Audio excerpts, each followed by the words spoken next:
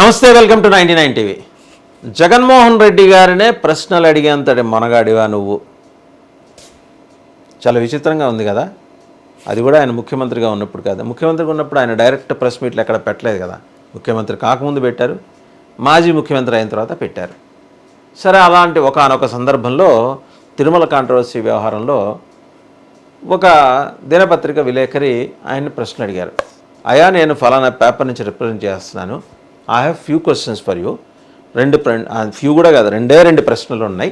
ఆ రెండు ప్రశ్నల్లో కూడా ప్రధానమైనది ఏంటంటే, ఇలా మీ మీద ఈ ఆరోపణలు వస్తున్నాయి కదా, మీరు అధికారంలో ఉన్నప్పుడు జరిగిందా, నిజంగానే జరిగిందా, అసలు మీరు ఎప్పుడైనా ఇటువంటివి ఎంటర్టైన్ చేశారా, మీకు తెలిసే జరుగుతున్నాయా, మీకు తెలియకుండా జరుగుతున్నాయా? అదొక ప్రశ్న.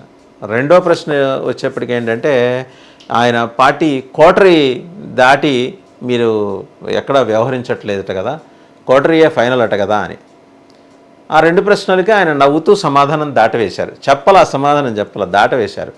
సీన్ కట్ చేస్తే ఇంతకీ ఆ ప్రశ్న అడిగిన వ్యక్తి మీద, రిపోర్టర్ మీద సకల శాఖ మంత్రి గుర్రుమన్నారట. ఇదేంటిది, జగన్మోహన్ రెడ్డి గారిని ప్రశ్నలు అంట. అది ప్రెస్ మీట్ అయినప్పుడు ప్రశ్నలు అడుగుతారు. ఇంతకుముందు ఈ ధోరణి వైసీపీలో కనపడలేదంటే కారణం ఏంటంటే, ఆయన డెమోక్రటిక్గా ఉన్నారని కాదు, ప్రెస్ మీట్లు పెడితే కదా కనపడేది. ఎప్పుడూ లేవు, ప్రెస్ మీట్లు ఏర్పాటు చేయాల, ఇప్పుడు ఏర్పాటు చేశారు.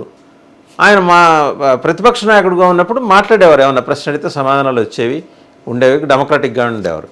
ముఖ్యమంత్రి అయిన తర్వాత అసలు ప్రెస్ మీట్ లేవు, రికార్డెడ్ ప్రెస్ మీట్లే ఉండేవి. సరే, మాజీ అయిన తర్వాత ఇవాళ తిరుమల వ్యవహారం ఒంటికి బాగా బురద అంటించిన తర్వాత దాన్ని కడుక్కునే ప్రయత్నంలో భాగంగా ప్రెస్ మీట్ పెడితే ఈ రెండు ప్రశ్నలు వచ్చాయి. దానికి ఆయన సమాధానం దాటేసిన తర్వాత ఆ రిపోర్టర్ని నెమ్మదిగా ఆ బీట్ నుంచి తప్పించే ప్రయత్నం అయితే జరుగుతోందిట. ఇటువంటి పరిస్థితి, ఈ విపరీతం కేవలం వైసీపీకే ఉన్న విపరీతం కాదు, తెలుగుదేశానికి కూడా ఉంది. చంద్రబాబు గారిని ఎవరైనా ప్రశ్న అడిగితే ప్రెస్ మీట్లో, ఏ తమ్ముడు ఏం పేపర్ నీది అని చెప్పి ఆయన అడిగిన సందర్భాలు ఉన్నాయి. తర్వాత అతనికి ఆ యాజమాన్యం, ఆ మీడియా యాజమాన్యం ఆయనకి తలంటి పోసి, నువ్వు అలా అడగమాక శాంతంగా ఉండని చెప్పటం. అదే ధోరణి ఈయనకు కూడా వచ్చింది. లేకపోతే అసలు అలాంటి ధోరణి న్యాచురల్గా వచ్చేస్తుందేమో, ముఖ్యమంత్రి కుర్చీలో కూర్చున్న తర్వాత వచ్చేస్తుందేమో, కానీ దిగిన తర్వాత అలాంటిది ధోరణి ఉండదు. ఆ మాటకు వస్తే అటువంటి ధోరణి వచ్చిందని జనం గుర్తించి ఆయనకి చెప్పిన తర్వాత చంద్రబాబు గారు తన వైఖరి మార్చుకున్నారు. ఆయన ఎప్పుడు ఇటీవల కాలంలో అట్లా మాట్లాడట్లా, ఏమన్నా అడిగినా కూడా చాలా ఇదిగా పద్ధతిగా ఆయన సమాధానాలు చెప్తున్నారు. తెలియకపోతే పక్కన తనతో పాటు కూర్చున్న నాయకులను అడిగి చెప్తారు. చంద్రబాబు గారు విధానం అది. జగన్మోహన్ రెడ్డి గారిని ప్రశ్నలు అడగకూడదనే పద్ధతి ఎంతవరకు కరెక్ట్? ప్రెస్ మీట్ పెట్టింది ఎందుకు? తిరుమల వ్యవహారం అనేది సామాన్యమైన వ్యవహారం కాదు.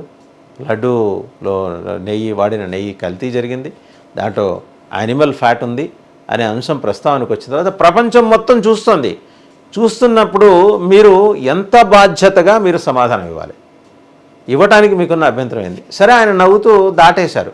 ఇవాళ కాకపోతే రేపనే చెప్తారు. చెప్పినప్పుడు అప్పటిదాకా ఆగాలి కదా. ఈ లోపల సకల శాఖ మంత్రి గారికి కోపం వచ్చేసి తప్పు కదా, నడుచుకునే విధానం నీకు ఆ మాత్రం తెలీదా, ఆయన్నే అడిగేస్తావు ఆ ప్రశ్నలు. మరి అడగని కాడికి మీరే ఒక కమ్యూనిక్ రిలీజ్ చేయండి. ఇట్లా జగన్మోహన్ రెడ్డి గారు ఈ రకంగా భావిస్తున్నారు. లేకపోతే మీకు పాత విధానం ఉంది కదా, ఏంటది, జగన్మోహన్ రెడ్డి గారు ఇప్పుడు ప్రెస్ మీట్లో మాట్లాడుతున్నారు అని అంటారు, అది రికార్డెడ్ది, ఆ క్లిప్ రిలీజ్ చేసేయండి, ఇబ్బంది లేదు. మీరు చెప్పాలనుకుంటే జనంలోకి వెళ్తుంది. జనాలకు ఉన్న అనుమానాలు నివృత్తి చేసుకోవడానికి ఇంకా అవకాశం ఉండదు. లేదా అది కూడా నిజమైన ప్రెస్ మీట్ అని నమ్మబలికే ప్రయత్నం. అయ్యా, మీకు ఎవరు సలహాదారులో అర్థం కావట్లా. ఇప్పుడు సకల శాఖ మంత్రి గారు సలహాదారా, లేకపోతే కొత్తగా వచ్చిన ఆళ్ల మోహన సాయిదత్ సలహాదారా, లేదా ఆళ్ల మోహన్ సాయిదత్ కూడా తానేమన్నా చెప్పాలనుకున్నది సకల శాఖ మంత్రి గారికి, సజ్జల రామకృష్ణారెడ్డి గారికి చెప్పి చెయ్యాలా? దీని మీద క్లారిటీ ఇచ్చేయండి. అసలు మీరు అధికారం కోల్పోయిన తర్వాత కూడా మీకు ఇంకా మీ చుట్టూ ఆ పవర్ ఆరా ఇంకా ఎలా ఉందో, లేదా ఉందని మీరు భ్రమిస్తున్నారో, మొత్తానికి ఏంటంటే దానివల్ల మీకే అనర్థాలు. గోడితో పోయేదాన్ని గొడ్డల్లాగా తెచ్చుకోవటం. ఇప్పుడు ఇదే అంశం నేషనల్ మీడియాలో చర్చ జరుగుతోంది. జగన్మోహన్ రెడ్డి గారిని ఎవరూ ప్రశ్నలు అడగకూడదు, వారు చెబితే వినాలి. ఈ ఆటోక్రటిక్ యాటిట్యూడ్ వల్ల కదా మీరు 151 నుంచి 11కి పడిపోయింది. అయినా కూడా మీరు మీ విధానాన్ని సవరించుకునే ప్రయత్నం చేయట్లేదా? ఆయన అడిగిన ప్రశ్న ఒకసారి మీరే తెప్పించుకొని ఆ వీడియో ఒక మాట రీవైండ్ చేసి చూడండి. చూస్తే ఆ క్లిప్లో మీకే తెలుస్తుంది. అతను చాలా ఒద్దిగ్గా అడిగాడు ఆ ప్రశ్న. మిమ్మల్ని ఏమి మీరు అనుకునే ఎల్లో మీడియా మీతో యారగెంట్గా అడిగే ప్రశ్నల మాదిరి అక్కడి నుంచే ప్రశ్నలు లేవు. చాలా పద్ధతిగా అడిగారు ఆయన. వీలుంటే సమాధానం త్వరలోనే చెప్తాను, లేకపోతే ఇప్పుడు అందులోనే మీరు అన్నారు తర్వాత మాట్లాడుకుందామని అంటే అయిపోయింది. దానికి మీ అడ్వైజర్లు ఎందుకు సార్ అంత కోపగించుకోవటం? మాజీ ముఖ్యమంత్రి గారు వాళ్ళలాగా నేను వాళ్ళు ఏమంటారు, మిమ్మల్ని పులివెందుల ఎమ్మెల్యే అంటున్నారు. నేను అలా అంటల్లా, మిమ్మల్ని మాజీ ముఖ్యమంత్రి గారనే అంటున్నాను. వాళ్ళకి అలా అనే విజ్ఞత వాళ్ళకి లేదు. నేను దాని జోలికి పోట్లా. నేనైతే మీరు రాష్ట్రానికి ముఖ్యమంత్రిగా 5 ఏళ్ళు సేవలు అందించారు కాబట్టి ఇప్పుడు అయితే మీరు మాజీ ముఖ్యమంత్రి. అసెంబ్లీలో మీ ప్రతిపక్ష హోదాతో నాకు నిమిత్తం లేదు. మీరైతే మాజీ ముఖ్యమంత్రి, మీరు ఆ డెకోరం మెయింటైన్ చేయాలి కదా ఫార్మర్ చీఫ్ మినిస్టర్గా. మీ వరకు అయితే మీకు ఇలాంటి రిజర్వేషన్లు ఉండవని నేను అనుకుంటున్నాను. ఒకవేళ ఉంటే దేవుడు కూడా ఏం చేయలేడు. మీరు నమ్మే దేవుడు. నేను మళ్ళీ వెంకటేశ్వరని ఇందులోకి లాగట్లా. సరే, ఆ అంశం పక్కన పెడదాం. ఇలా మీకు నచ్చిన లేకపోతే మీరు ఎంపిక చేసుకున్న వాళ్ళతోనే మాట్లాడి మిగిలిన వాళ్ళందరికీ ఎందుకు దూరం అవుతున్నారో అర్థం కావట్లేదు. లేదా అలా దూరం అయితే కానీ మిమ్మల్ని ప్రపంచం గుర్తించదని మీ అడ్వైజర్లు మీకు ఏమైనా చెప్తున్నారా? ఇప్పుడు ఇలాంటి చిన్న చిన్న పొరపాట్లే. అధికారంలో లేనప్పుడు కూడా మిమ్మల్ని చేరుకోవటం అనేది 7 ద్వారాలు దాటి విష్ణుమూర్తిని దర్శించుకోవటం లాంటి ఒక పిచ్చి ప్రయత్నం అనే మాట బయట వినిపిస్తుంది. మీరు విపక్షంలో ఉన్నారు. మీడియాతో మాట్లాడటానికి మీరు సంకోచాలు వదిలిపెట్టండి. ఆఫ్ రికార్డ్ కాన్వర్జేషన్స్ ఉంటాయి. చాలామంది ముఖ్యమంత్రిగా బాధ్యతల నుంచి వైదొలిగిన తర్వాత చంద్రబాబు గారు ఎన్ని రకాల ఆఫ్ రికార్డ్ కాన్వర్జేషన్స్ చేశారు, ఎంతమంది మీడియా పర్సనాలిటీస్ తోటి మాట్లాడారు. ఆయన దగ్గర నుంచి చూసి నేర్చుకోవాల్సింది అది. అంటే మీడియా వాళ్ళందరూ వచ్చి ఆయనకి జ్ఞానభిక్ష ఏం ప్రసాదించలా. ఆయనకే కొన్ని డౌట్స్ ఉన్నప్పుడు అందరితోనూ ఇంటరాక్ట్ అయ్యారు. తన పర భేదం లేదు. అన్ని సెక్షన్స్ ఆఫ్ మీడియాతో ఆయన ఇంటరాక్ట్ అయ్యారు. ఏది నాన్ తెలుగుదేశం అంటే వ్యతిరేకం అని అనుకునే మీడియాతో కూడా ఆయన ఇంటరాక్ట్ అయ్యారు. మీరంత డెమోక్రటిక్గా ఎందుకు మారలేకపోతున్నారు? 30 ఏళ్ల పాటు నేనే ముఖ్యమంత్రి అనే భావంతో మీరు వచ్చారు. 5 ఏళ్లకే 151 11 అయిపోయింది. రేపు వెంకటేశ్వరంతో పెట్టుకున్నారు కాబట్టి ఆ 11 ఒకటైపోతుందని లోకేష్ గారు కూడా మీకు శాపం ఇచ్చారు. సరే, ఆయన శాపానికి ఎంత శక్తి ఉందనే దాని మీద నేను ఇప్పుడు చర్చ చేయదలుచుకోలేదు, కానీ ఆయనైతే మిమ్మల్ని శపించారు, నారా లోకేష్ గారు.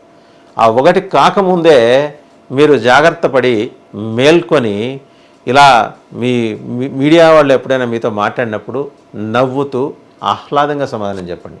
వీలైతే పొలిటికల్ పండిట్స్ ఏం సజెషన్స్ ఇస్తారో ఒకసారి చూడండి. మీకు నచ్చిన వాళ్ళతోనే మాట్లాడండి. మళ్ళీ ఇక్కడ రిజర్వేషన్స్ లేవు, మీరు ఫలానా వాళ్ళతోనే మాట్లాడండి.